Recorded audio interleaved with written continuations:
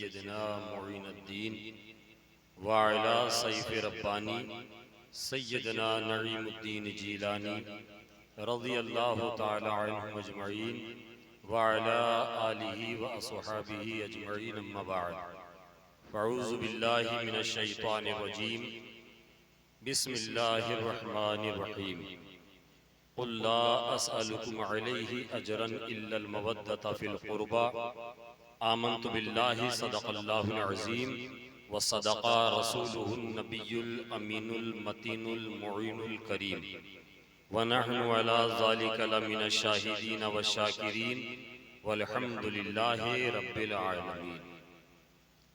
गौसे आज़म बमने बेसरो सामा मददे क़िबले दी मददे काबे ईमा मददे बगिरदाबे बला उफ्तादा कश्ती ज़ईफ़ाने शिकस्ता रात पुश्ती बहक़े ख्वाजाए उस्माने हारून मदद कुन या मुईनुद्दीन चिश्ती अज़पे सदरुल अफ़ाज़िल शेख़ मन बदरे मुनीर कीजिए इमदाद हम सब की या गौसे आज़म दस्तगीर।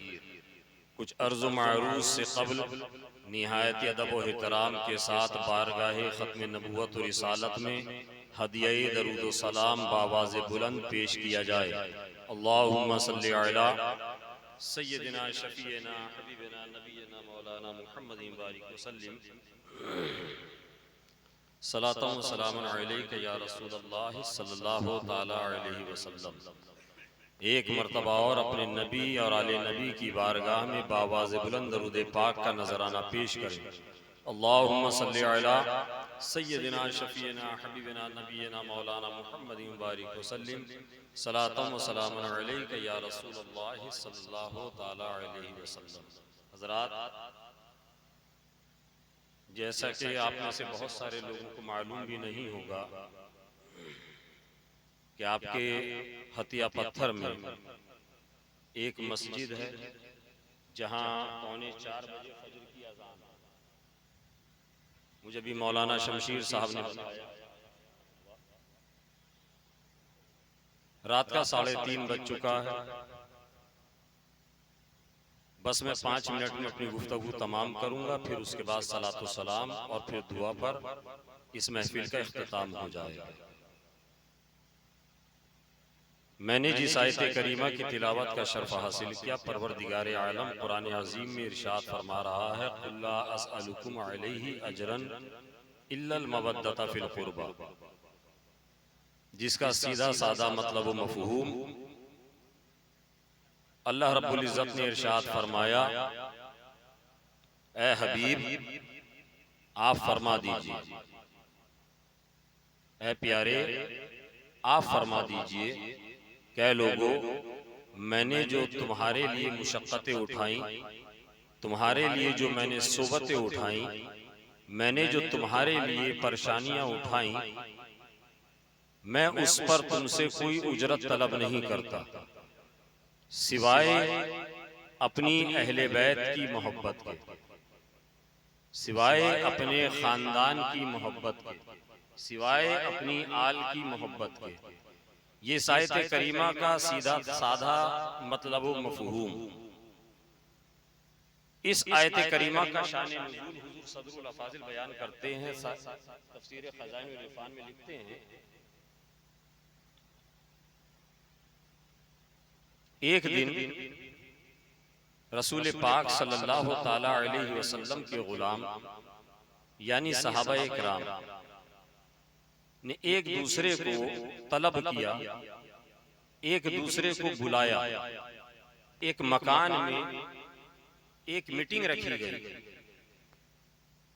मखसूस सहाबाए किराम उस कॉन्फ्रेंस हॉल में तशरीफ लाए, जमा हुए। लोगों ने सोचा था कि शायद फिर से कहीं जंग का ऐलान किया जाएगा, शायद यहूदियों ने कहीं साजिश करी है, शायद कहीं कुफ्फार व मुशरिकीन ने कोई मुसलमानों पर नुकसान पहुंचाया है, जिसकी गर्ज से ये मीटिंग बुलाई गई है, जिसके लिए ये नशिस्त बुलाई गई है। वो चंद मखसूस सहाबा इकराम एक कॉन्फ्रेंस हॉल में एक मीटिंग रूम के अंदर जमा हो गए, एक हिसार बनाकर दायरा बनाकर बैठ गए, एक दूसरे को खामोशी के साथ देख रहे हैं। सवाल करने की किसी में ताब नहीं, पूछने की किसी में हिम्मत नहीं। आखिरकार रसूल पाक सल्लल्लाहु ताला अलैहि वसल्लम की बारगाह के फैज याफ्ता एक सहाबी खड़े होते हैं। खड़े होने के बाद अपने साथियों से, अपने ईमानी भाइयों से कहते हैं कि ऐ लोगों, आज ये अचानक मीटिंग किस लिए बुलाई है? आज अचानक ये महफिल किस लिए मुनक्किद की गई है? आज अचानक ये कॉन्फ्रेंस हॉल में किस लिए जमा किया गया है? आज यहाँ जमा होने का मकसद क्या है? आज यहाँ जमा होने का मुद्दा क्या है? आखिर क्या बात है? क्या कहीं मुसलमानों के ऊपर कुफ्फार व मुशरिकीन ने हमला कर दिया है? क्या बैतुल्लाह के ऊपर यहूदियों ने चढ़ाई कर दी है? क्या मामला है? जब उन्होंने ये सवाल किया तो दूसरे सहाबी खड़े होते हैं। वो खड़े होकर कहते हैं, ऐ लोगों, यहाँ जमा होने का मुद्दा ये है, यहाँ जमा होने का मकसद ये है कि हम जानते हैं, आपको अच्छी तरह मालूम है, हम और आप अपने अपने घरों में नर्म नाजुक बिस्तरों पर आराम करते हैं।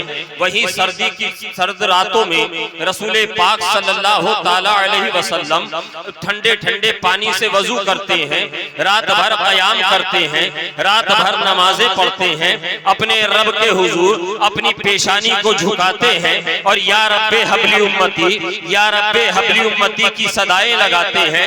ऐ लोगों, हम अपने घरों में आराम करते हैं, क्या तुम नहीं देखते कभी रसूल पाक सल्लल्लाहु ताला अलैहि वसल्लम की राहों में कांटे बिछाए जाते हैं? क्या तुम नहीं देखते कभी रसूल पाक सल्लल्लाहु ताला अलैहि वसल्लम सहने काबा में अपने रब के हुजूर हालत सजदा में होते हैं तो कुफ्फार और मुशरिकीन दुश्मनाने इस्लाम सरकार की पुश्ते अनवर के ऊपर ओजड़ियां और गिलाजतें डाल देते हैं? क्या तुम नहीं देखते कभी हमारे आका को ताइफ के बाजार के अंदर, ताइफ की गलियों के अंदर, जिसमें पाक को लहूलुहान कर दिया जाता है, कभी तुम नहीं देखते रसूल पाक सल्लल्लाहु ताला अलैहि वसल्लम के दंदाने मुबारक को जंग के अंदर शहीद कर दिया जाता है?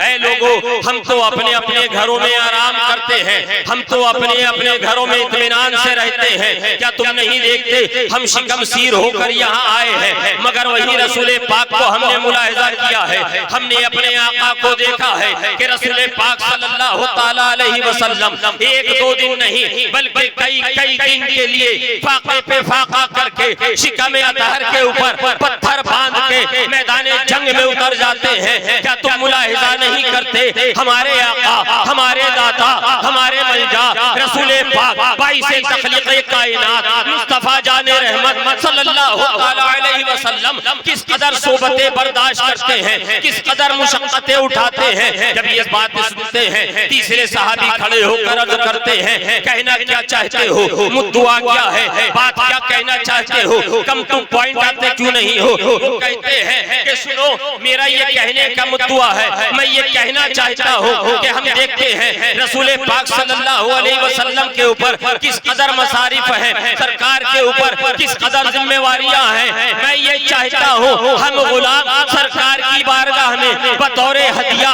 बतौरे नजराना अपने माल में से, अपने पैसे में से, अपने सोने में से, अपने चांदी में से, अपने जेवरात में से बतौरे हदिया हुजूर की बारगाह में पेश करें। तमाम सहाबा ने कहा, लब्बैक, हम हाजिर हैं, हम हाजिर हैं, हम ये चाहते हैं कि आपकी बात पर तमाम के तमाम लोग अमल करें। तमाम के तमाम सहाबा उठते हैं। तारीख बताती है, हुजूर सदरुल फाजिल ने तफसीर खजाइनुल इरफान में रिवायत किया है, सहाबा इकराम अपने अपने मकानों में जाते हैं, अपने अपनी आरामगाह में जाते हैं, अपने अपने घरों को जाते हैं। थोड़े वक्फे के बाद उस कॉन्फ्रेंस हॉल में फिर जमा होते हैं। जमा होने के बाद एक कपड़ा बिछा दिया जाता है, एक रुमाल बिछा दिया जाता है। आने वाले गुलामाने मुस्तफा में से कोई सोने की डली लेकर आ रहा है, कोई जेवरात लेकर आ रहा है, कोई दरहम दीनार लेकर आ रहा है, कोई अशरफिया लेकर आ रहा है, कोई गंदुम लेकर आ रहा है। जिसके पास जो था वो बारगाह मुस्तफा में हदिया पेश करने के लिए हाजिर आ गया। जब वो एक जगह माल जमा हो गया, जब वो सरमाया एक जगह जमा हो गया, तमाम गुलामों ने उसको एक मोटरी की शक्ल में बांधा, एक गठरी की शक्ल में बांधा।